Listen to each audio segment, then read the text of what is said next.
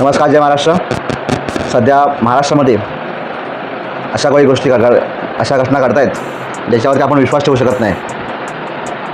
सध्या प्रसारमाध्यमांमध्ये एक खरोखरच प्रकरण जे गाजतं ते म्हणजे कॅप्टन खरात यांचं स्त्रियांवरतीचे अत्याचार आणि बंधुगिरी हे जे प्रकरण ज्या प्रकारे महाराष्ट्रामध्ये सध्या चालू आहे, खरोखर अतिशय क्रूरतेचं आणि भयानक असं प्रकरण आपण म्हणावं लागेल. कारण हा महाराष्ट्र साधू संतांचा आहे, भक्तिमय रूपाचाच महाराष्ट्र आहे आणि हिंदू परंपरा संस्कृतीला जडणारा महाराष्ट्र आहे. आणि ह्या महाराष्ट्रामध्ये काय चालू आहे तर बंधुगिरी, महिलांवरती अत्याचार, महिलांना त्याच्यामध्ये गुंतवून त्यांच्यावरती त्यांचं लैंगिक शोषण, या अशा प्रकारे असे बाबा समोर येत आहेत.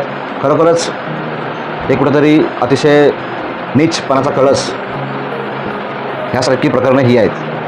या अशा लोकांना खरोखरच जेव्हा पुढे पुरावे सिद्ध होतील तेव्हा यांना कठोर अशी शिक्षा व्हावी. कारण अशी प्रकरणं पुढे येऊ नयेत.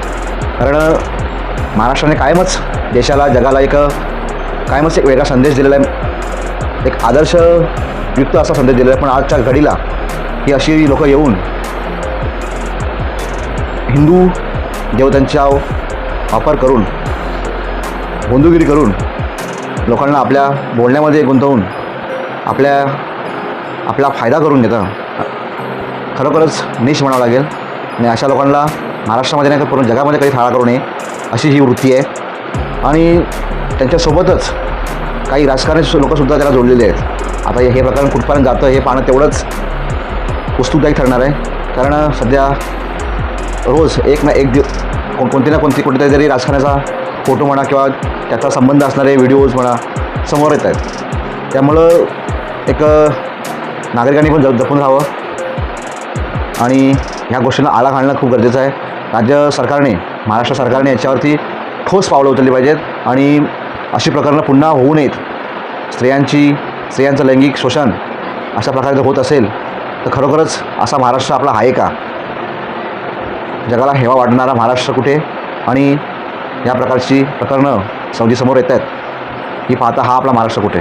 साधू संतांचा महाराष्ट्र कुठे? शिवरायांचा महाराष्ट्र कुठे? स्त्रियांना एका दुय्यम दर्जा देऊन त्यांना खालच्या पातळीवरती शोषण करून याच्यामध्ये अडकवण्याचा प्रयत्न करून असे जर असे बाबा आपल्या समाजामध्ये वावरत असतील तर त्यांच्यावरती कठोर कारवाई व्हावी हीच्या व्हिडिओच्या माध्यमातून सर्वांना ही राज्य सरकारला विनंती आणि सर्व लोकांना पण विनंती आहे की अशा लोकांपासून तुम्ही सावध राहा. असे लोक खूप आहेत. त्याच्यामुळं ह्या जगात काही होऊ शकतं हे तुम्ही मानलं पाहिजे, पण सतर्क राहिलं पाहिजे. जय हिंद.